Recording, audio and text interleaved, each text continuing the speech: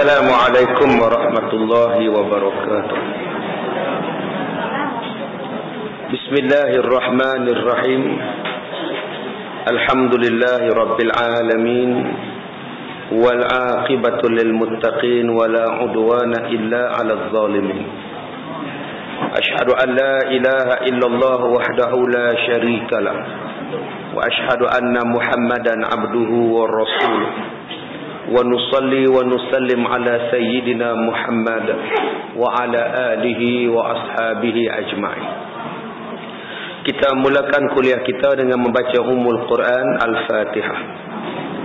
Bismillahirrahmanirrahim. Alhamdulillahirabbil alamin arrahmanirrahim maliki yaumiddin. Iyyaka na'budu wa iyyaka nasta'in. Ihdinas siratal mustaqim. Siratal ladzina an'amta 'alaihim ghairil maghdubi 'alaihim waladdallin. Amin. Kita menggunakan kitab Iman dan Kehidupan tulisan Dr. Yusuf Al-Qaradawi. Kita masih lagi membicarakan berkenaan dengan bab iman, muqaddimah berkenaan dengan pengertian iman. Kita sampai pada muka surat yang ke-20, yang ke-26.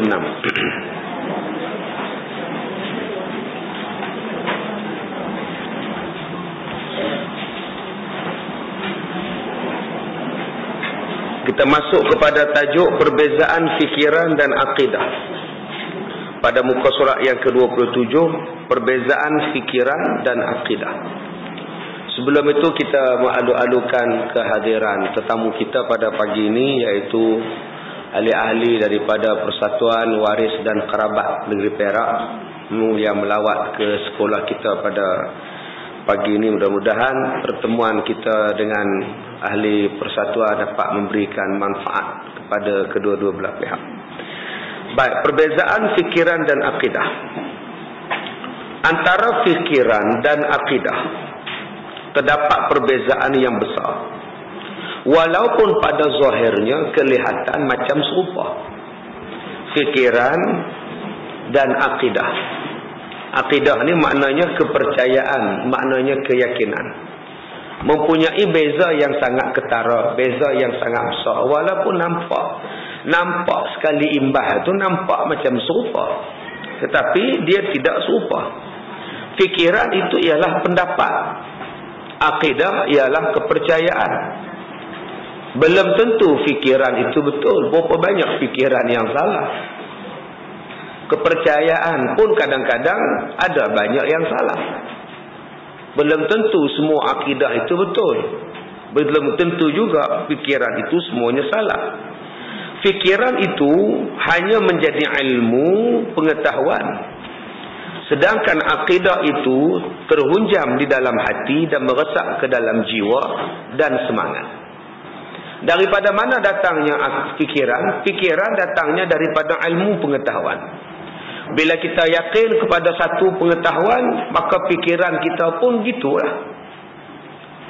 Banyak manusia yang salah fikir ataupun salah faham dengan sebab fikiran. Kebanyakan apa yang kita fikir, kebanyakan itulah sebenarnya yang berada di dalam hati. Kita jumpa seorang laki-laki di golok. Kita kata dekat dia macam, dah jumpa ke? Kita tanya dekat dia, macam, udah jumpa ke? Udah dapat ke? Laki-laki dia jawab, dapat apa? Udah datang ke golok. Entahlah, tak ada jumpa lagi. Punya banyak takkan tak jumpa. Entahlah, aku cari bulu hitam tak jumpa. Aku maksudkan benda lain, bukan bulu hitam. Orang yang tanya tu udah jumpa ke? Maknanya fikiran dia ialah orang tu jumpa dah ke perempuan pelacur, laki-laki pelacur dah jumpa ke? Sebab apa dia tanya pada orang tu dah jumpa ke belum? Sebab dialah begitu. Orang yang berfikiran begitu, itulah fikiran dia sebenarnya. Dia anggap semua orang pergi ke golok cari perempuan, cari laki-laki pelacur. Sedangkan bukan semua cari perempuan, bukan semua cari gigi golok, ada yang cari golok. Nama pun golok. Tu kena faham. Apa yang kita fikir tentang seseorang, sebenarnya itulah pemikiran kita. Jadi kena bersihkan betul-betul fikiran kita ni. Sebab itu Islam menyuruh kepada kita memandang baik. Nama dia husnuzan, sangka baik. Orang yang berfikiran jahat dan orang yang sangka jahat, dia akan sentiasa menganggap sesuatu itu jahat. Sebaliknya orang yang berfikiran baik dan bersangka baik, dia akan menganggap benda yang tak baik pun itu sebenarnya adalah yang baik, walaupun nampak macam tak baik. Baik, akidah pula ialah sesuatu yang tersimpan di dalam hati, yang tak boleh dirungkai-rungkai lagi, yang tak boleh kita nak pisah-pisahkan lagi. Dia meresap ke dalam jiwa, dia meresap di dalam semangat. Bila kita sebut babi, jahat macam mana pun orang tu, kalau bagi makan babi tak mau dia. Kalau yang akidah dia ada, kalau Islam dia ada dalam hati tu, walaupun dia perompak sekalipun, penyamun tarbus sekalipun, dia jahat, rompak orang, curi duit orang. Tiba-tiba kita jamu nasi dekat dia, lauk babi masak merah. Dia tanya kita, lauk apa ni? Babi masak merah. Dia maki kita, dia marah. Aku ni jahat-jahat perompak pun aku tak makan babi, kamu tahu tak? Kenapa yang dia tak makan babi? Sebab akidah dia tu tertanam. Tertanam dalam jiwa dia, babi tu najis, babi tu kotor. Walaupun dia sendiri perompak, walaupun dia sendiri penyamun, tapi dia tak setuju juga dengan babi itu. Ini yang dipanggil sebagai akidah. Orang yang tidak ada akidah, dia akan berpegang kepada fikiran. Dia pegang pada fikiran, dia kata babi pun babi lah. Lagipun sekarang babinya dah bersih, dah dibela dalam aircon lagi. Dia fikir macam-macam. Nak menghalalkan tu, dia fikir macam-macam. Babi yang haram yang dulu-dulu, babi tak ada sekolah. Sekarang babi dah sekolah, dah bersih, ada doktor buat injection lagi, BCG lah, rubella lah kata dia. Sekarang babi itu dah bersih. Ini fahaman dia untuk menjadikan sesuatu benda yang haram menjadi halal menggunakan pendapat akal, fikiran semata-mata. Suatu pendapat boleh dianggap betul, sedangkan pada hakikatnya adalah salah. Itu pendapat saya kata dah tadi. Fikiran ini kadang-kadang orang anggap betul, sedangkan hakikatnya salah. Dia rasa dia betul, pendapat dia betul. Saya tidak menikam nombor, saya hanya menurun untuk cari nombor ekor. Saya tidak tikam nombor ekor. Nampak tak pendapat dia? Orang minta pada saya cari nombor ekor, jadi saya menurunlah cari, tapi saya tak tikam nombor. Pendapat dia. Serupalah dalam bab rasuah. Saya tak minta duit, dah dia membagi, saya ambil lah. Kadang-kadang saya tanya kat dia, tak ada apa-apa ke? Nak menjadikan bahawa benda itu betul, maka pendapat dia cari jalan macam mana untuk jadi betul. Walaupun pada hakikatnya benda itu adalah salah. Kepercayaan pula ialah kebenaran yang tetap, tidak ada ragu-ragu. Saya dah kata dah tadi, kepercayaan yang tetap hanya kepercayaan pada Islam, kepercayaan pada Allah Ta'ala, kepercayaan pada Islam. Walaupun orang lain, agama-agama lain, akidah mereka terhadap agama mereka cukup kuat. Orang yang paling kuat berpegang teguh pada agama mereka ialah orang Sing. Tuan-tuan boleh kira tengok orang Sing berapa ramai masuk Islam. Di Jeddah je, yang tu je masuk Islam. Daripada dulu sampai sekarang, paling sikit masuk Islam mereka. Mempunyai kepercayaan agama yang sangat kuat. Sing jenis ko, kavita ko, amrita ko. Jarang kita dengar ko ni masuk Islam. Nama pun ko. Hakko. Memang akidah mereka cukup kuat. Mereka tetap mempertahankan keserbanan mereka. Duk di Amerika pun serban, Australia pun serban, Amerika pun serban, Kanada pun serban. Mereka takkan buang. Main hoki pun pakai lagi. Ada lagi tu atas kepala mereka. Akidah mereka sangat kuat. Adakah betul akidah mereka itu? Tidak. Sebab akidah mereka tidak bersandar kepada Islam. Ini kepercayaan. Jadi kepercayaan yang betul ataupun akidah yang betul ialah akidah kepada Islam yang tetap, tidak ada ragu-ragu. Begitulah pada hari ini, begitulah pada hari besok, begitulah seterusnya. Islam tetap Islam. Apa orang kutuk Islam sekalipun, Islam tetap benar. Apa yang orang kata pada Islam sekalipun, Islam tetap benar. Ini adalah akidah. Kita duduk di Amerika pun macam ini, kita duduk di Australia pun macam ini, kita pergi ke mana pun macam ini. Kita pergi buat haji pun pakaian kita macam ini, balik daripada Mekah pun macam ini juga. Sebab akidah kita yakin betul-betul. Ada orang yang menikah depan Kaabah. Saya rasa puas dapat menunaikan hajat berkahwin depan Kaabah. Sayu sangat. Balik ke Malaysia buat resepsi, mudah bentang dada je. Selamba rok je. Baju tak pakai, apa tak pakai. Ini tutupnya. Bila wartawan tanya mana yang depan Kaabah selekung hari tu, jangan tanya yang itu. Nampaklah tuan-tuan, dia ada masa berubah jadi macam ini, berubah jadi macam ini. Orang yang ada akidah betul-betul di mana dia berada, di situlah dia bertauhidkan kepada tauhid yang sebenarnya. Baik, pendapat ini sifatnya lemah, kaku dan dingin. Pendapat atau fikiran kadang-kadang sifatnya lemah, kadang-kadang sifatnya kaku, tak bergerak, kadang-kadang sifatnya adalah dingin, benda yang tak apa nak betul. Tetapi akidah lain. Pendapat ni bila-bila masa boleh berubah sebab dia lemah. Dia lemah gitu. Bila kita tanya, makcik ni nak buat apa ni, suami dah mati, itulah cadangkan nak buat kenduri arwah 3 malam, hari ke-40, hari ke-100. Daripada makcik buat kenduri arwah makcik, biar makcik wakaf atas nama si mati, atas nama arwah pakcik lagi bagus. Tak lah. Nanti apa kata orang tak buat kenduri tahlil, kedekut benar ke gitu deh. Nampaklah pendapat dia lemah. Padahal kenduri tahlil bukan wajib, bukan sunat. Kenduri tahlil cuma harus. Habis orang makan, orang balik ke rumah, pahala pun habis. Tetapi kalau kita sedekah, wakaf atas nama si mati, berkekalan sampai kiamat. Yelah, sedekah-sedekah lah juga, tapi makan kena buat. Dah nak buat juga tuan-tuan.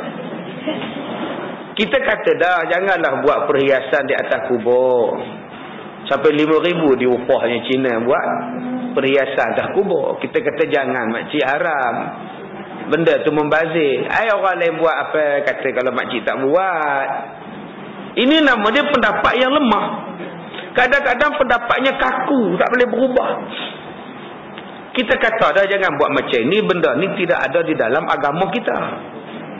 Tidak ada dalam agama kita, makcik buat macam ni, lenggang perut ni tak ada makcik. Oi.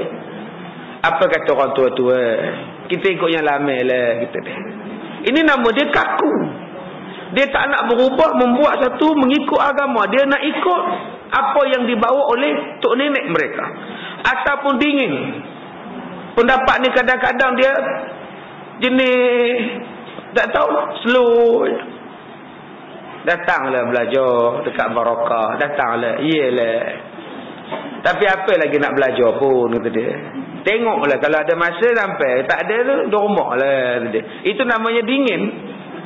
Mengaji di rumah pun serupa. 1.30 pun ada di radio, 6.30 pun ada ceramah agama di radio, malam Jumaat pun ada forum perdana, kata dia. Jadi ini penyakit, dingin, ngajak tak mau, sebab pendapat dia rasa apa? Udahlah, benda sama juga ngajarnya pun dah jemu rasanya, dingin. Dia tak mau mengaji ni, jadi beku, jadi sejuk aja. Jika terjadi sebagai yang difikirkan, timbullah perasaan senang dan senyum gembira. Apa yang dipikirkan, apa yang dipendapatkan, kalau betul, kalau terjadi betul, maka dia pun seronok, dia pun senyum gembira. Tetapi jika terjadi sebaliknya, tidaklah terasa apa-apa. Tetapi akidah sifatnya hidup. Kepercayaan kepada Tuhan sifatnya adalah hidup. Setiap hari kita lihat kebesaran Tuhan. Afrika ni tuan-tuan tahu apa? Apa yang tuan-tuan tahu tentang Afrika? Kebuluran, kemiskinan, kelaparan, kemarau, lagi gajah, singa, rimau, kerja kuda belang, negro dan padang pasir. Hari ini banjir di Benin, banjir di Niger, banjir di Nigeria, banjir beratus orang mati, 1.5 juta hilang tempat tinggal. Macam mana boleh banjir di Afrika? Kan pelik. Tapi bila akidah sebut, tak pelik. Sebab Tuhan boleh buat macam-macam. Itulah nama dia, akidah tu hidup. Sepatutnya yang banjir ni kita pula tak hujan. Allah tukar pula banjir pergi dekat negara Afrika. Macam mana Afrika yang kering kontang tu boleh banjir? Hairan wal ajaib. Bila akidah kita ada, kita tak heran.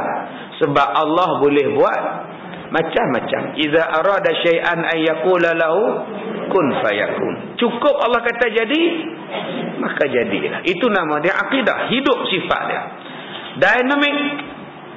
Akidah mempunyai satu tahap kehidupan ataupun satu tahap keadaan yang sangat dinamik. Orang yang mampu menghadapi apa-apa cabaran, cubaan. Sebab akidah ni sifat dia adalah sifat yang kuat.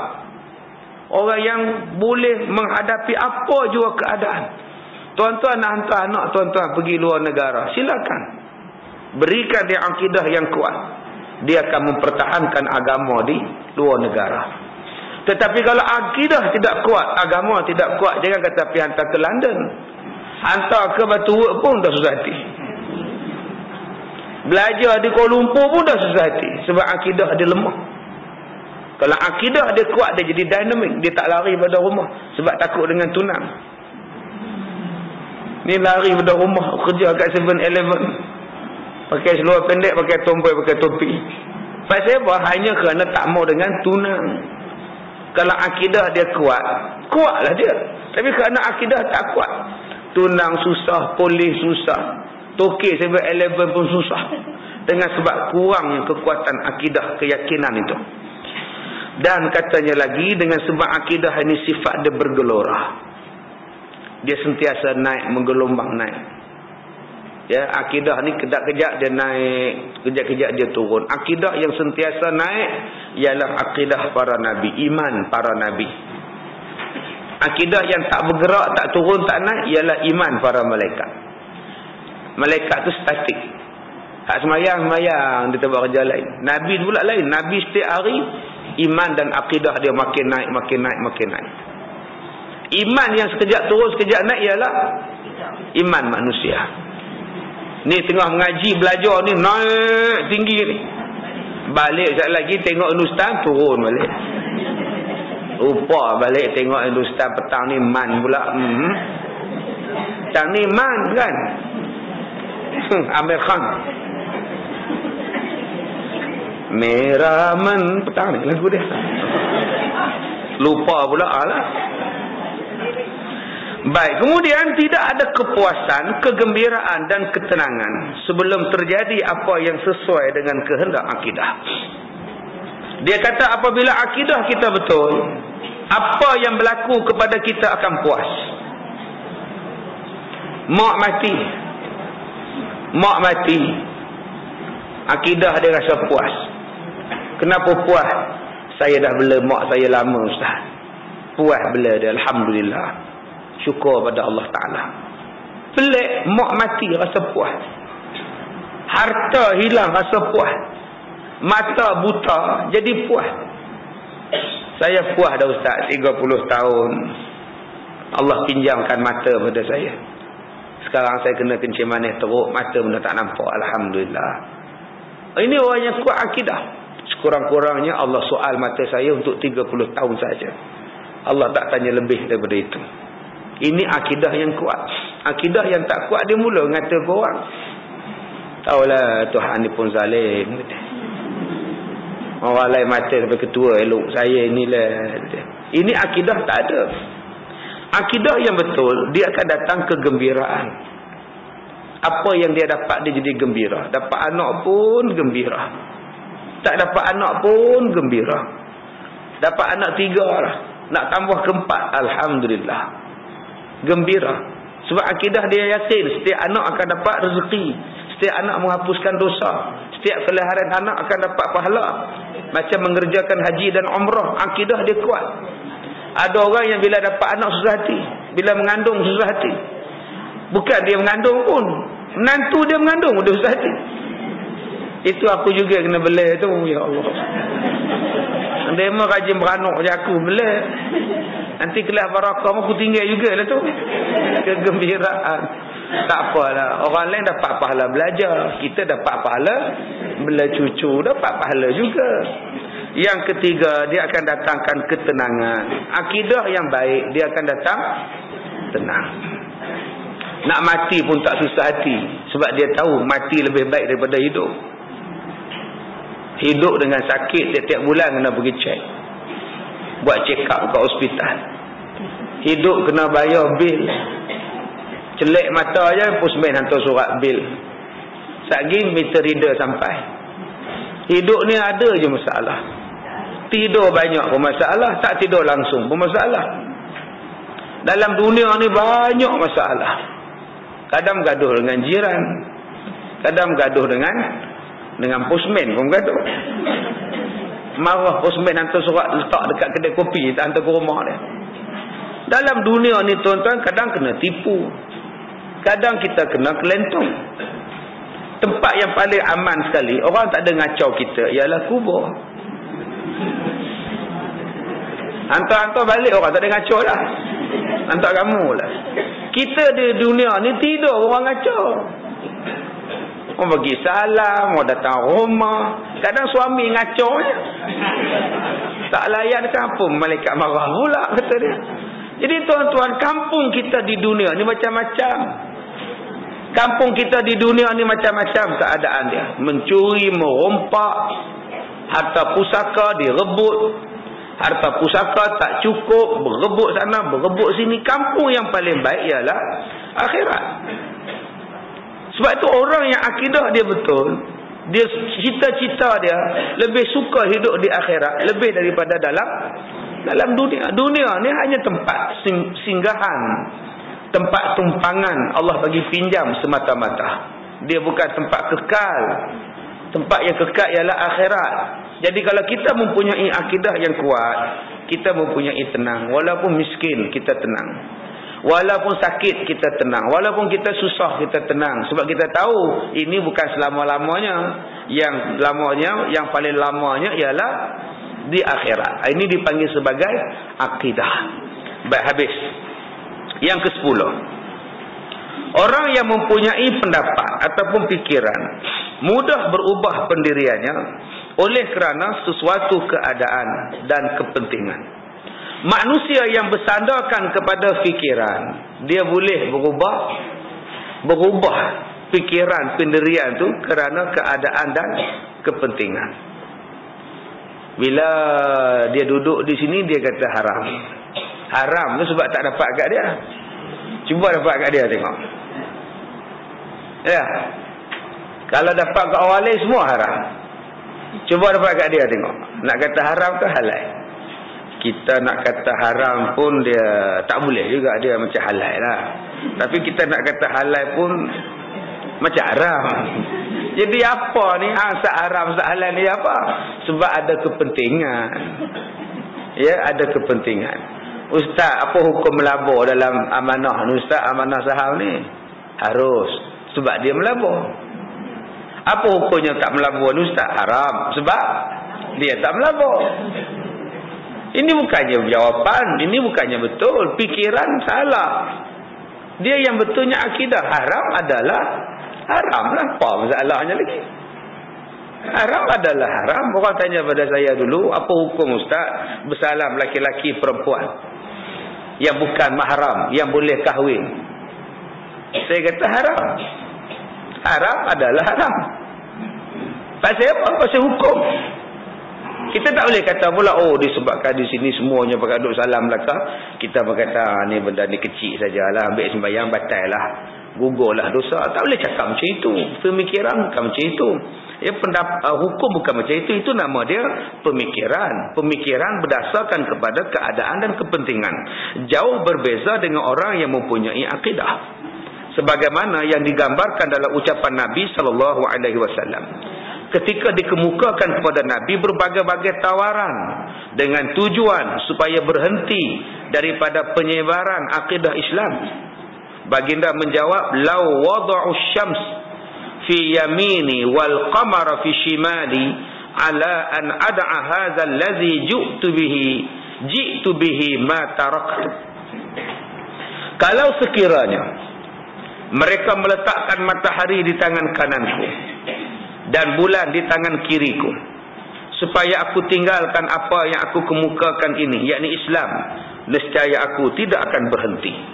Orang offer pada Nabi, "Wahai Muhammad, kamu nak kekayaan, kami kumpulkan seluruh kekayaan, kami bagi kepada kamu. Kalau kamu nak perempuan yang paling cantik di Mekah, kami akan kumpulkan seluruh perempuan cantik untuk bagi pada kamu. Dengan syarat kamu berhenti jadi Nabi, berhenti dakwah." Nabi Muhammad kata, "Kamu letak tangan kananku matahari, tangan kiriku bulan, supaya aku berhenti berdakwah." Nama sekali nak berhenti, tidak sama sekali. Ini dipanggil sebagai akidah. Hukum tetap hukum, haram tetap haram, boleh tetap boleh, halal tetap halal, takkan berubah kerana akidah yang kuat. Pendapat ini dapat membayangkan berbagai kesulitan dan rintangan dan mudah terpengaruh oleh kesenangan jasmani, menimbulkan kebimbangan dan ragu-ragu. Kita menghadapi masalah kita ialah bimbang dan ragu-ragu. Apa punca penyakit bimbang dan penyakit ragu-ragu? Yang pertama, kesulitan dan rintangan. Orang yang nak mempertahankan akidah, yang nak mempertahankan iman akan diuji dengan sulit. Dengan susah, dengan banyak halangan. Berapa banyak orang yang diuji dengan ujian hanya kerana dia nak berubah. Dia nak berubah menjadi seorang yang semayang, berjemaah di masjid. Mula-mula dia sampai di masjid, orang dah kata, "Ini mesti nak jemput kenuri ni. Kalau tak ada jemput, tak ada datang." Sakit hati tak dengar?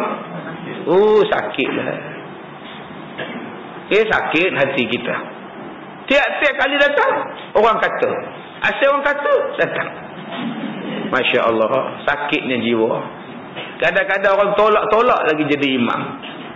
Padahal kita bukan boleh jadi imam, tapi orang nak perkena kita. Orang nak pedajar, bahasa kita ni nak pedajar kita. Akhirnya kita nak datang ke tak datang. Kadang-kadang orang boikot kita. Rintangan manusia yang nak berubah. Dulu dia ni pelacur, berubah dah, pakaian pun dah cantik, belajar dah. Orang pula akan kutuk dia, jaga-jaga. Tudung boleh pakai, tapi ialah manusia gitu dia. Sakit telinga ni. Kita ni baru keluar daripada penjara. Dah nama bekas banduan tu banduan juga. Kita ni baru nak berubah daripada penagih dadah. Kalau hilang barang, mesti orang tengok kita. Hilang serai pun orang tengok kita. Sejak dia keluar ni lah macam-macam hilang ni. Ini yang dikatakan manusia yang akan diuji, akan diberikan berbagai-bagai sifat. Maka dia pun jadi ragu-ragu. Adakah aku nak jadi baik, aku nak jadi jahat, aku nak berubah ataupun tidak. Sebab rintangan dan ujian akan datang. Yang kedua, kenapa manusia ni datang kebimbangan dan ragu-ragu? Yang keduanya ialah mudah terpengaruh oleh kesenangan jasmani. Orang lain dapat duit rasuah 10,000, 20,000. Gaji sama, tapi mereka hidup senang sebab mereka ambil rasuah. Kalau aku tak ambil, orang lain senang, aku susah. Aku pun ada anak-anak sekolah, ada isteri nak ditanggung, ada rumah nak dibayar. Lagipun aku bukan minta duit, toke bagi, takkan tak boleh ambil, orang lain boleh ambil. Maka datang sifat bimbang dan ragu-ragu. Akhirnya timbullah pendapat dia, ambil je lah. Bukannya aku seorang ambil, ramai. Kalau masuk neraka pun ramai-ramai. Inilah dia punca manusia ni jadi bimbang dan ragu-ragu. Kalaulah dia ada akidah, lantak je lah.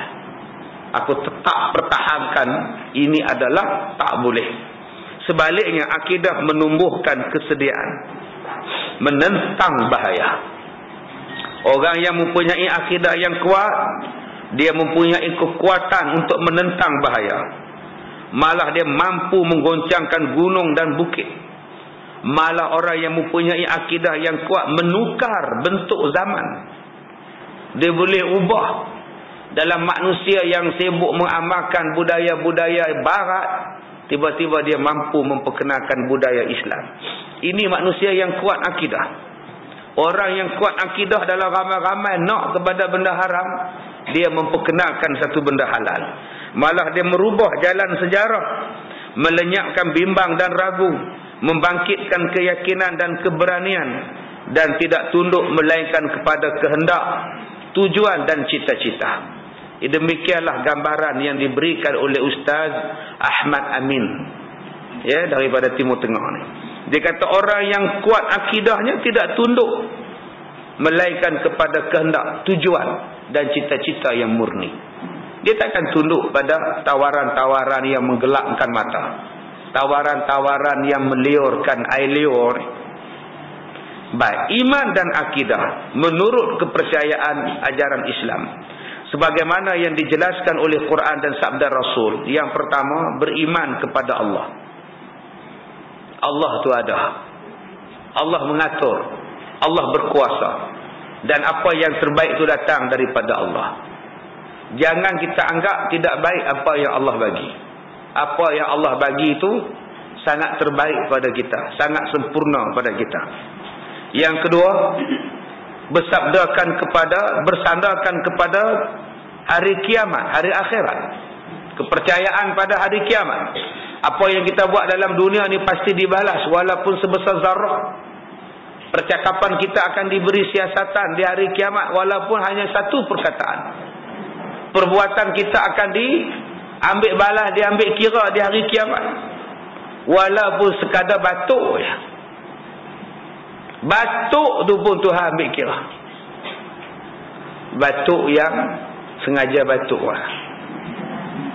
Kan? Saya ni laki-laki, makwa lalu depan saya. Saya pun batuk. Allah tanya tu, batuk apa? Batuk mengorak ke apa? Tapi kalau batuk kering itu tak ada apa masalah. Memang penyakit.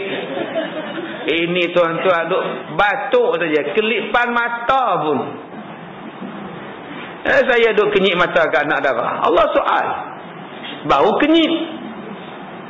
Itu benda yang pasti disoal di hari kiamat. Nama dia akhirat. Percaya kepada malaikat. Ada yang kata malaikat ni penakut. Dengan anjing pun takut. Udah belum anjing tak ada ni masuk dalam rumah malaikat. Penakut ke anjing. Astaghfirullahalazim. Apalah yang teruk perangai ni. Kita kata dah, jangan bela patung dalam rumah, jangan simpan patung. Jangan bela anjing, malaikat tak masuk dalam rumah. Ada yang jawab, penakut benar malaikat. Gitu dia. Dengan anjing pun takut. Bukan malaikat takut, malaikat benci. Benci lain, penakut lain. Penakut, dia lari sebab dia takut. Malaikat tak pergi sebab malaikat benci. Tuan-tuan benci pada barakah, tak datang barakah. Bukan penakut, benci. Benci lain, takut lain. Malaikat dia sodok aja tuan-tuan. Negeri Sadum, kampung Sadum, kampung Gamurah tu, di Jordan itu, dia kaut aja. Dihempuknya pula sampai menjadi kawasan yang paling rendah dalam dunia. Laut Mati itu ialah kawasan paling rendah dalam dunia. Nak turun tu kita terasa. Sebab tu dia jadi panas, dia jadi masin, dia jadi macam-macam di situ. Sebab dia berada di bawah lagi daripada paras laut. Laut tu tinggi pada dia. Tak ada tempat yang boleh, tidak ada benda yang boleh hidup dalam dia. Melainkan ikan yang betul-betul tahan betul-betul. Itu pun tak boleh makan. Perbuatan siapa? Perbuatan para malaikat dengan perintah Allah. Malaikat boleh buat senang, dia besar. Tapi bukan malaikat takut pada anjing. Malaikat benci pada manusia yang bela anjing dalam rumah tanpa ada sebab yang dibenarkan oleh syarak, menunjukkan pada kita hilangnya barakah dan rahmat. Yang seterusnya, beriman kepada kitab-kitab dan beriman kepada nabi-nabi. Inilah yang dapat menjawab teka-teki kehidupan dalam dunia. Iman itu dapat menjelaskan kepada manusia rahsia hidup dan mati dan menjawab pertanyaan yang telah lama, yaitu pertanyaan, kamu dari mana? Iman dapat jawab. Kamu hendak ke mana? Iman dapat jawab. Dan kenapa? Iman dapat jawab. Ini persoalan yang kita tanya pada diri kita. Kita berasal dari mana? Kalau yang ni tak boleh jawab, leceh. Dan selepas ni kita nak ke mana? Selepas ni nak balik lah Ustaz. Itu bukan jawapan. Selepas ni ada kenduri Ustaz dekat civil heritage. Itu tak betul jawapan tu. Selepas ni kita nak menuju Allah. Kita datang dari Allah menuju kepada Allah. Dan kenapa buat? Kerana Allah. Semuanya kerana Allah. Inna lillahi wa inna ilaihi raji'un. Daripada Allah kami datang, kepada Allah kami kembali. Kalau kita tahu matlamat dan tujuan kita itu, saya rasa selesai masalah hidup kita. Tak ada sifat sombong, tak ada sifat belagak, tak ada sifat ego. Sebab kita ni semuanya makhluk Allah. Kita bukannya hebat darah mana pun, darah sofa juga. Malaikat Mahsuri je darah putih. Tu pun kot betul. Dongeng saja. Kita sama je, berasal daripada air yang henang. Berasal daripada bapa yang satu, Nabi Adam. Mak yang sama, Siti Hawa. Berasal daripada segumpal tanah, Allah ciptakan. Kemana selepas ini? Kepada Allah. Duduk di mana? Di dalam tanah. Hancur di dalam tanah. Untuk apa mengada Allah? Untuk dihisab. Apa yang kamu buat dalam dunia ni? Saya buat ni kerana Allah. Kalau semua jawapannya kerana Allah, selamat. Kenapa solat? Allah. Kenapa pergi haji? Kerana Allah. Kenapa bayar zakat? Kerana Allah. Kenapa kahwin? Kerana Allah. Kenapa benci? Kerana Allah. Kenapa suka? Kerana Allah. Kenapa memberi? Kerana Allah. Kenapa tak sedekah? Kerana Allah. Tak sedekah pun kerana Allah? Ya. Dia penagih dada Ustaz. Dia peminum arak Ustaz. Dia minta duit nak minum. Saya tak bagi Ustaz. Kenapa tak bagi? Kerana Allah. Ini orang hebat. Ustaz, dia nak belajar di Mesir, duit tak ada, dia minta, saya tak bagi Ustaz. Kenapa tak bagi? Kerana Allah. Itu tak betul. Dia bukan nak minum arak di sana, dia nak belajar. Bagilah duit pada dia, sedekah. Yang bagi, yang tak memberi kerana Allah jika dia nak buat jahat. Dia nak tikam nombor. Suami kita penikam nombor. Pak, mari RM20. Nombor cantik punya hari ni. Saya tak nak bagi abang, haram saya bagi pada abang. Kamu isteri wajib taat pada saya, pada aku, suami kamu. Saya lebih wajib taat pada Allah daripada abang. Tetap saya tak nak bagi dia. Kalau lampau sekali, melekat 5 jari. Tak apalah Ustaz, janji saya tak terlibat dengan benda haram. Yang dia penampar saya tu, saya akan dakwa dia di hari kiamat. Ini yang kita nak. Kenapa itu? Atas apa amalan yang kita buat? Atas apa perbuatan yang kita buat? Jawapan dia, kenapa buat? Kerana Allah. Baik, yang ke-13. Kepercayaan itu bukanlah barang baru yang dibawa oleh Islam. Bukan dimulai daripada ajaran Nabi Muhammad sallallahu alaihi wasallam. Melainkan kepercayaan yang telah lama dikemukakan oleh kesemua Nabi yang diutuskan oleh Allah. Akidah, iman, kepercayaan bukan benda baru. Kepercayaan, akidah dan iman dibawa oleh semua Nabi-Nabi. Sejak daripada zaman Nabi Adam alaihissalam. Dan tidak berubah.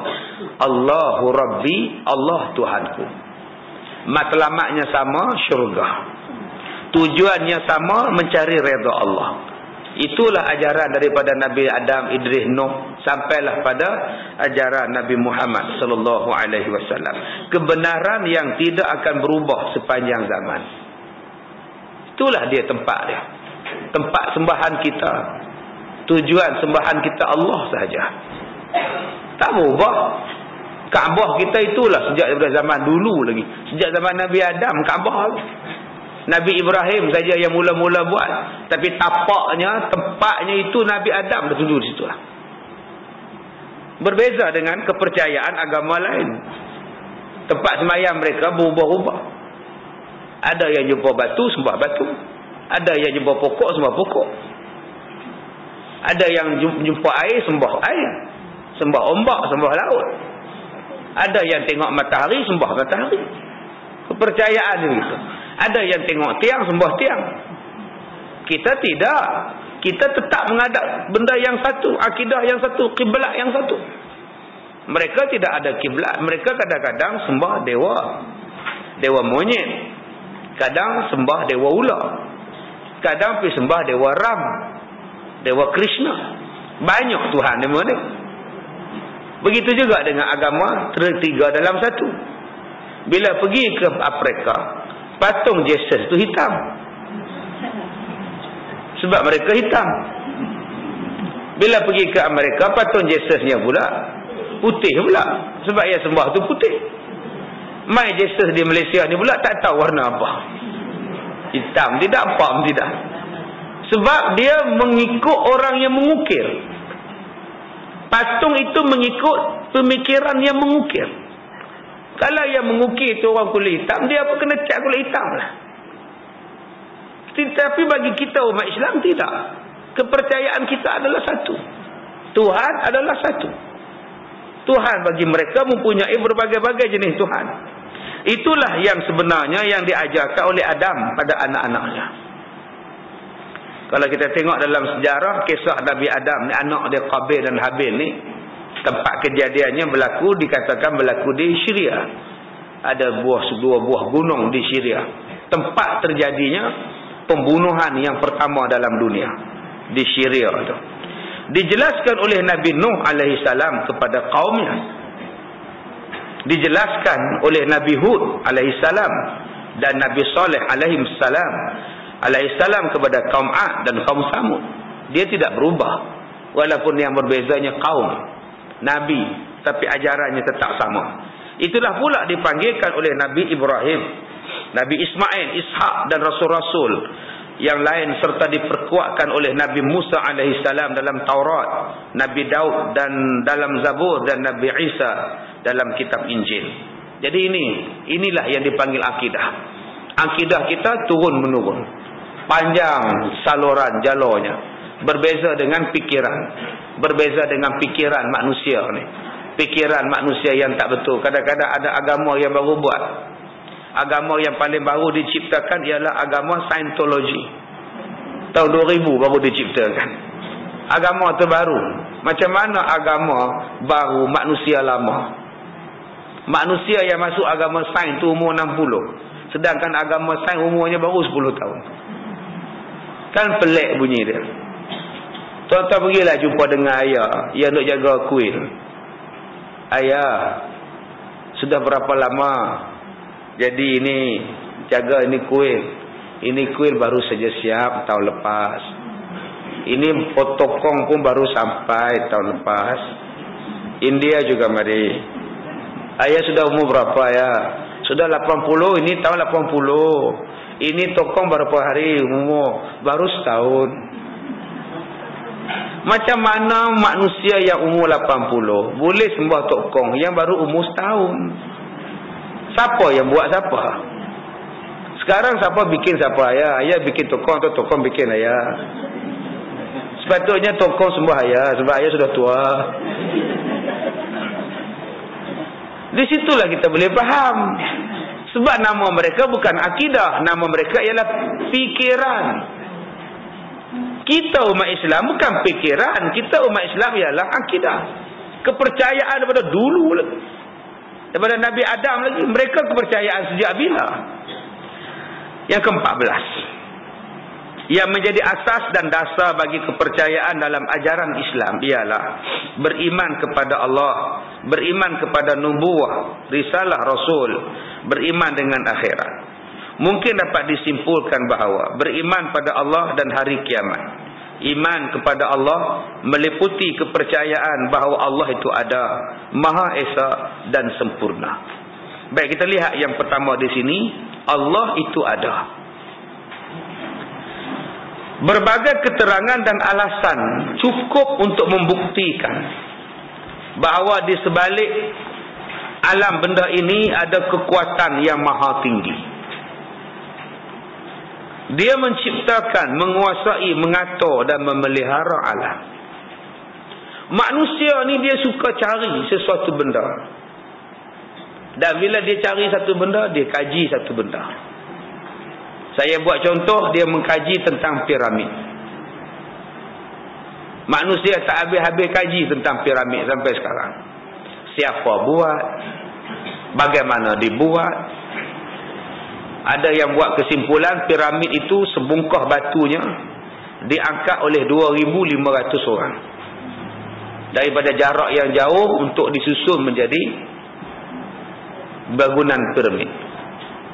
Ada yang kata satu piramid nak siap makan masa 20 tahun.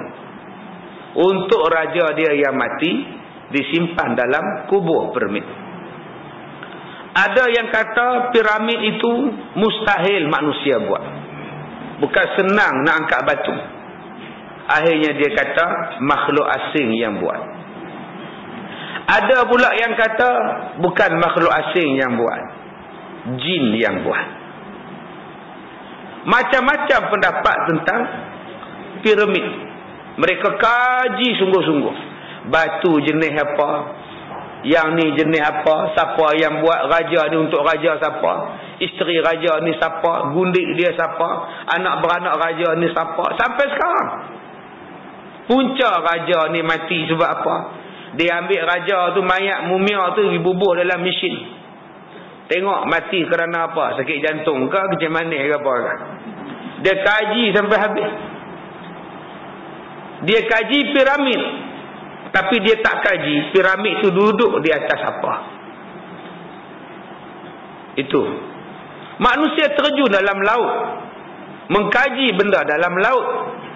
Ditengoknya ikan, ditengoknya sotong, ditengoknya pokok. Ingatkan pokok. Rupa-rupanya makan binatang dalam laut. Ingatkan batu, rupa-rupanya dia boleh buka. Bila ikan datang dia makan, ngap dia makan. Manusia suka meneroka, menyelam, duduk di dalam laut yang sangat cantik. Cantiknya. Tapi sayang, satu benda yang dia tak tanya, siapa yang buatkan cantiknya alam laut ini? Yang itu yang manusia terlupa nak tanya. Manusia naik ke langit, dia tengok bintang, dia kaji cakrawala. Dia temui macam-macam galaksi. Dia temui bintang-bintang yang macam-macam warna, bentuk kejadian. Tapi dia terlupa nak tanya, siapa yang buat? Yang ni yang orang-orang terlupa tanya. Dia tengok pada diri dia sendiri. Dalam badan dia ada jantung besar penumbuk je jantung kita. Tuan-tuan, genggam penumbuk tuan-tuan, itulah besar jantung tuan-tuan. Bukannya besar jantung, dia ikut penumbuk kita. Bukannya besar. Macam mana jantung boleh mengepam, boleh mengeluarkan darah, mengepamkan oksigen dan sebagainya? Siapa yang mengajar dia? Dalam berapa seken, berapa kali turutan dia berdenyut. Kita boleh tahu jantung yang lemah berdenyut, jantung yang terlalu kencang, jantung yang stabil macam mana. Macam mana manusia boleh tahu? Dia kaji jantung yang sihat, jantung yang tak sihat, dan kadar denyutan dia berapa minit, dalam berapa saat, berapa kali dia bergerak, berdenyut. Tapi manusia terlupa mengkaji siapa yang menciptakan jantung. Kalaulah dia mengkaji asas sikit daripada itu, mesti dia ketemui yang menciptanya ialah Allahu Rabbi. Tapi dia sekadar mengkaji setakat mana cantiknya laut, setakat mana cantiknya angin, setakat mana cantiknya awan, udara, angkasa. Dia tak mau kaji lebih sikit pada itu. Kalau dia kaji lebih sikit pada itu, ramailah saintis akan masuk Islam. Sebab dia akan menemui adanya Tuhan dengan penciptaan-penciptaan yang maha hebat itu. Yang ni yang kita kena kaji lebih sikit. Tapi kita bersyukur pada Allah Ta'ala. Ya, kita ada Islam siap-siap dah. Kita ada Islam ni yang kedudukan yang kita kena syukur. Yang mereka tu mencari-cari. Kalau dapat jumpa Islam lah, tak jumpa lah mereka.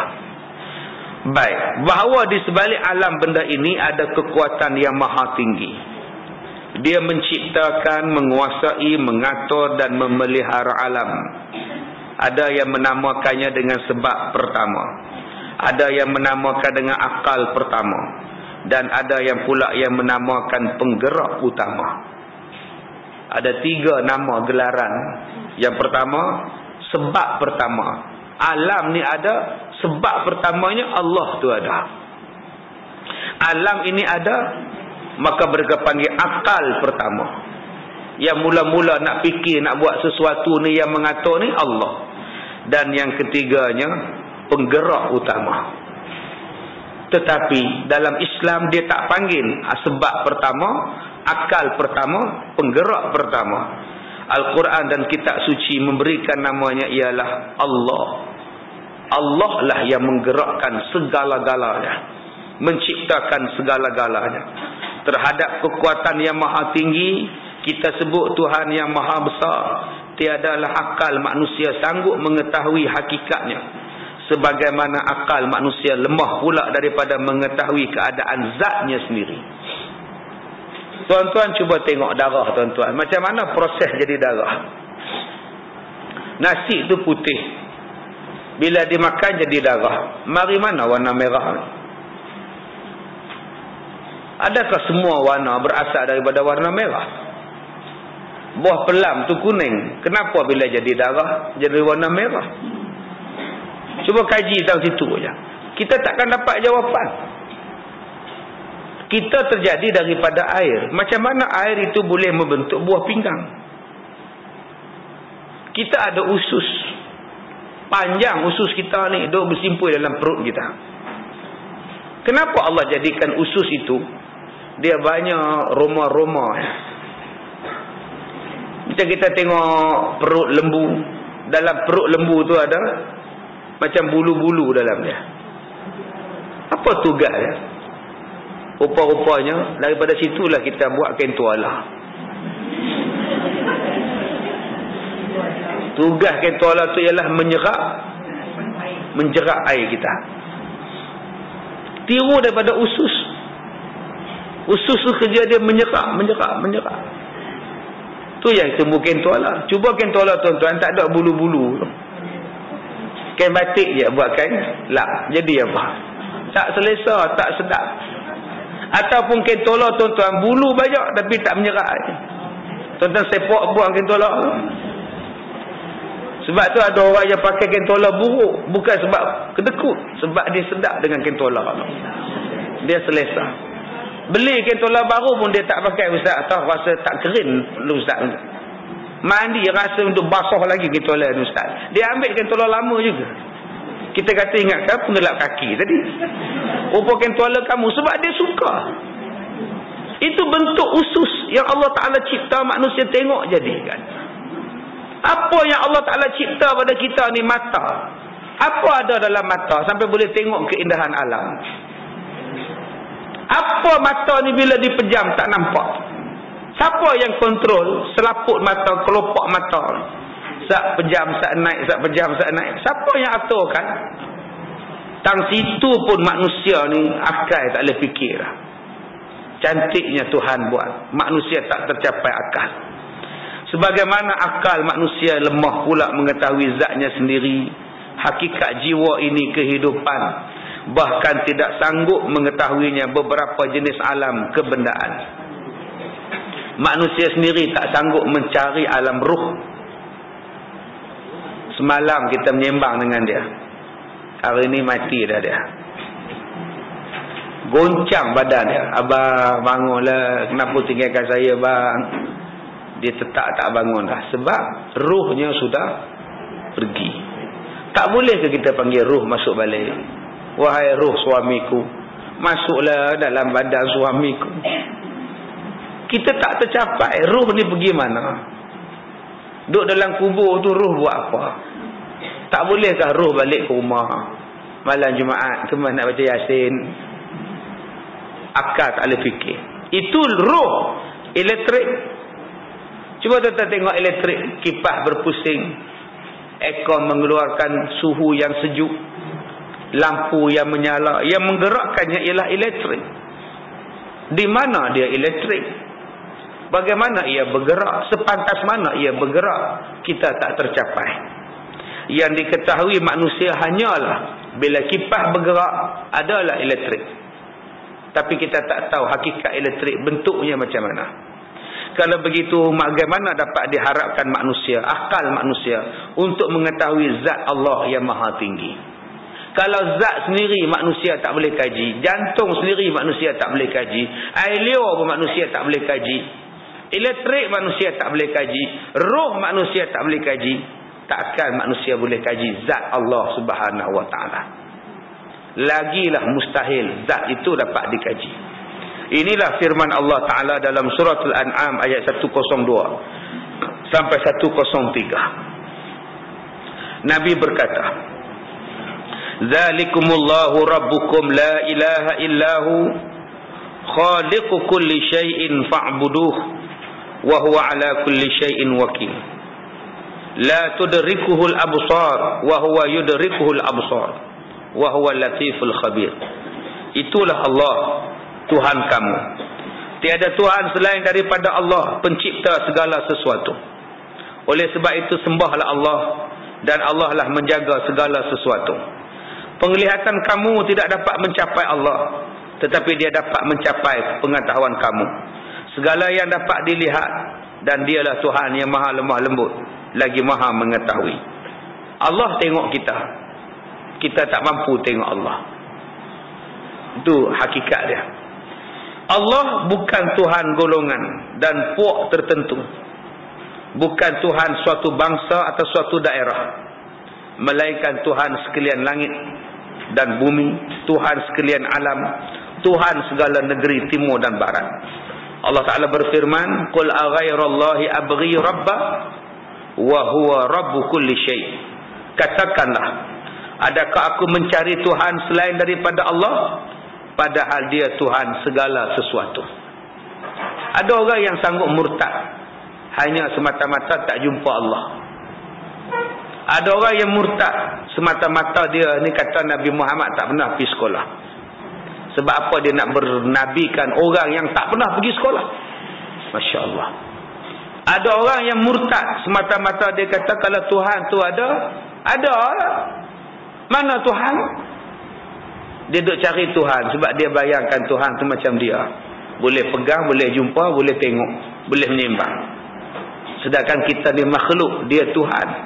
Dia bukan begitu. Baik, ayat terakhir. Perhatikanlah cerita dalam Quran antara percakapan Nabi Musa dengan Fir'aun. Qala Fir'aun, "Wa ma rabbul alamin?" Fir'aun berkata, "Siapakah Tuhan semesta alam?" Musa menjawab, "Qala rabbus samawati wal ard." Tuhan langit dan Tuhan bumi. "Wa ma bainahuma in kuntum muqinin." Dan apa-apa yang ada di antara keduanya kalau sekiranya kamu orang yang yakin. Fir'aun berkata, "Qala liman haulahu alla tastami'un." Fir'aun berkata kepada orang yang bersekelilingnya, "Tidakkah kamu dengar apa yang disebut oleh Musa?" Qala rabbukum wa rabbu abaikumul awwalin. Musa berkata, "Tuhan kamu dan Tuhan nenek moyang kamu dahulu kala." Fir'aun menjawab, "Qala inna rasulakumul ladzi ursila ilaikum la majnun." Sesungguhnya utusan yang dikirim kepada kamu ini adalah orang gila. Fir'aun kata pada Nabi Musa, dia gila. Nabi Musa menjawab, "Qala Rabbul Masyriq wal Maghrib wa ma bainahuma in kuntum ta'qilun. Tuhan aku adalah Tuhan timur dan Tuhan barat, dan Tuhan kepada semua yang ada di antara keduanya, kalau sekiranya kamu menggunakan akal. Ini adalah dialog di antara Nabi Musa dengan Fir'aun laknatullah, menunjukkan bahawa kalau kita ni nak dakwah kepada seseorang, kita kena pergi campur dengan dia. Nabi Musa pergi masuk dalam istana dia dan dakwah kepada Fir'aun. Nabi Musa pergi cakap direct pada Fir'aun. Dia bukan melalak di luar bila Fir'aun nak dengar. Cara dakwah bukan melalak di padang-padang, bukan melalak tepi-tepi longkang, tepi-tepi rumah orang nak ceramah. Bila nak sampai pada hakikat dia, kita kena pergi cakap pada orang itu. Nabi Muhammad pergi bercakap pada orang Yahudi. Nabi Muhammad pergi berdakwah pada orang Taif. Nabi Muhammad pergi masuk dalam kelompok-kelompok itu cakap. Bukan bermakna Nabi Musa masuk dalam istana Fir'aun dia jadi Fir'aun. Dia kena faham. Sebab hari ni orang berdakwah di luar, menjerit, melalak, melolong di luar. Bila orang tu nak dengar? Dia kena bercakap. Bukan bermakna bila masuk ke dalam jadi orang dalam. Nabi Musa masuk dalam istana Fir'aun, bukan dia jadi anak Fir'aun, bukan dia jadi orang kanan Fir'aun. Dia bercakap, lepas tu dia balik. Fir'aun nak ikut, tak mau ikut sudah. Tapi kalau tak mau ikut, bala Tuhan datang. Ini asas dakwah. Sebab hari ni manusia suka memberi markah. Ya, memberi markah. Payah tuan-tuan hari ni kalau nak dakwah ni. Nak dakwah sekarang ni duduk dalam kelompok itu. Mana boleh nak dakwah dalam kelompok barakah ya? Kena keluar juga berdakwah di tempat lain. Orang asli menunggu kita. Saya kata dah pada tuan-tuan, orang asli di Perak ni ada 56,000 orang yang perlu untuk didakwahkan. Kita nak kepada pondan-pondan untuk didakwahkan. Pihak universiti kena kumpulkan graduan-graduan, mahasiswa-mahasiswa yang lembut-lembut. Sebab orang sekarang ni orang laki-laki makin kurang. Kurangnya laki-laki, yang pertama sebab merempit banyak, mati. Laki-laki kurang sekarang sebab isap dadah. Dan laki-laki kurang pula, ramai jadi lembut. Itu yang pasaran laki-laki sekarang ni mahal. Mati muda kerana dadah, mati remaja kerana rempit, mati walaupun hidup, nama dia pondan. Akhirnya orang perempuan nak kahwin dengan siapa? Nak berkongsi suami, orang marah. Sembelih jadi potong, sebab cuka pula, disereka pula. Inilah nasib orang perempuan. Sedangkan Islam dah memberikan jalan penyelesaian yang terbaik. Allah yang maha bijaksana tu dah tahulah jalan yang terbaik pada kita. Jadi kita kena masuk. Artis-artis perlukan bimbingan. Kesian dekat artis ni, perlukan bimbingan. Siapa nak nasihat? Siapa nak nasihat ni? Artis-artis. Pendakwa-pendakwa kena masuk. Masyarakat kena masuk. Tuan-tuan kena masuk. Bukan pendakwa saja yang berceramah. Semua orang wajib berceramah. Semua orang wajib berdakwah. Kuntum khaira ummatin ukhrijat linnas. Setiap kamu adalah manusia yang terbaik yang lahir di tengah-tengah manusia yang lain. Dakwahlah. Kalau mereka ni tak nak pergi ke masjid, kita pergi ke tempat mereka. Bincang, cari jalan. Bukan kita nak asingkan diri daripada mereka, nak benci dengan mereka. Sebaliknya kita kena campur. Tapi hari ini bila kita campur, kita dituduh.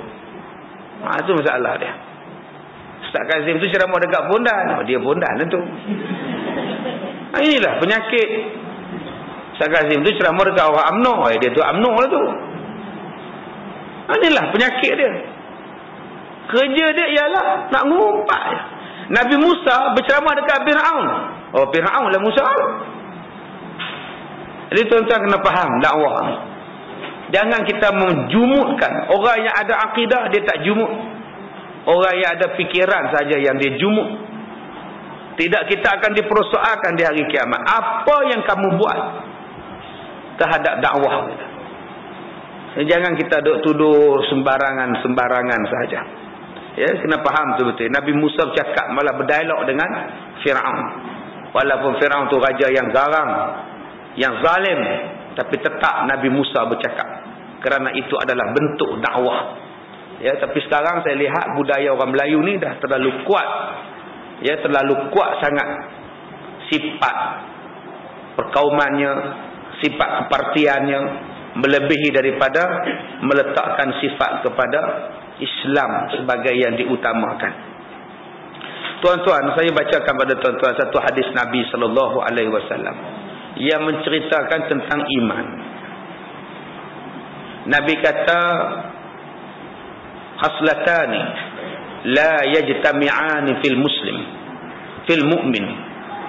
Dua perkara yang tidak tersimpan, dua perkara yang tidak ada di dalam satu hati orang Islam, satu hati orang beriman. Orang beriman ini tidak akan ada dua benda di dalam hati dia. Yang pertama khibbun wa su'ul khulq. Yang pertamanya ialah penipu, dan yang keduanya buruk perangai. Orang beriman tidak akan ada dua sifat ini. Iman bukan letak pada serban tinggi, serban tajam, ekor panjang, jubah meleret.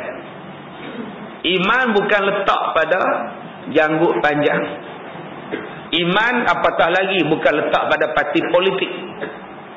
Sebab hari ini tahap iman tu diletakkan politik mana yang hang masuk, parti mana yang hang masuk. Nabi tak pernah kata pun parti mana tu menggambarkan iman. Nabi kata bahawa iman itu tidak akan ada pada orang beriman dua benda. Pertamanya penipu. Orang yang penipu bukanlah orang beriman. Siapa yang rajin bernipu orang belum beriman, walaupun dia ustaz sekalipun, walaupun dia ustazah sekalipun, walaupun dia rajin baca Quran, walaupun dia rajin semayang sunat, puasa sunat, tapi penipu. Orang penipu ni bukan orang beriman. Yang kedua, Nabi kata bukanlah orang beriman kalau orang tu buruk perangai. Walaupun dia pakai serban, jubah, ya Allah, macam Tok Syekh, tapi buruk perangai. Kencing ni tak pernah je duduk, diri, tak sakit pinggang pun diri, tak sakit lutut pun diri. Buruk perangai, tuan-tuan. Buruk perangai, duk maki orang, maki orang, fitnah orang, ngumpat orang, semua dia buat. Dia bukan letak kepada parti mana kita duduk, dia letak pada perangai. Hari ini bila kita masuk mana-mana parti, kita dah rasa kita beriman. Oh, kita hebat dah, parti yang aku dukung. Bukan parti yang kita dukung itu menjadikan kita beriman. Perangai kita, akhlak kita. Kalau akhlak kita jahat, buruk, pukul isteri, pukul anak, sepak terajang anak, tak bagi nafkah, tetap tak beriman. Bergaduh, mengadu domba, hutang tak bayar. Walaupun kita ni janggut panjang, tapi hutang tak bayar, jahat juga, tak beriman juga, buruk perangai dia. Dia mudah-mudahan dua benda yang saya sebutkan tadi, yang disebutkan oleh Nabi sallallahu alaihi wasallam, tidak termasuk dalam jiwa kita. Jangan jumutkan bentuk dakwah itu. Jangan hakkan bidang dakwah.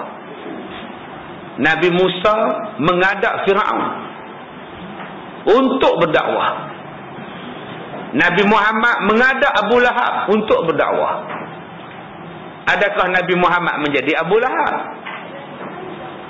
Jadi saya nak buat benda ni, saya sebut benda ini sebab nak bagi faham pada setengah-setengah orang yang mempunyai fikiran yang salah, yang hanya menganggap dakwah hanya untuk golongan dia saja, orang lain tak boleh masuk, orang lain tak boleh campur. Ini adalah satu bentuk jumud, satu bentuk fahaman yang salah. Kita baca dalam surah Asy-Syu'ara ayat 23 dan 28, Nabi Musa menghadap Firaun dan berceramah kepada Firaun di dalam istana Firaun. Tetapi Nabi Musa tetap jadi Nabi Musa dan tidak menjadi Firaun. Dia kena faham dakwah di situ. Jadi tuan-tuan, sekadar itu sahaja kuliah kita pagi ini. InsyaAllah pada pagi besok jam 9 pagi juga kita menggunakan kitab ini juga. Sebab kitab Faraid belum sampai. Ya, kitab tentang asnam dan keturunan, nasab dan keturunan belum sampai. Jadi kita tangguhkan dulu kitab Faraid itu. Pada besok kita baca kitab ni juga, iman dan kehidupan. Sampailah kitab nasab dan keturunan sampai, baru kita baca kitab. Saya ucapkan ribuan terima kasih. Mudah-mudahan pertemuan kita ini diberkati oleh Allah Subhanahu wa taala. Assalamualaikum warahmatullahi wabarakatuh.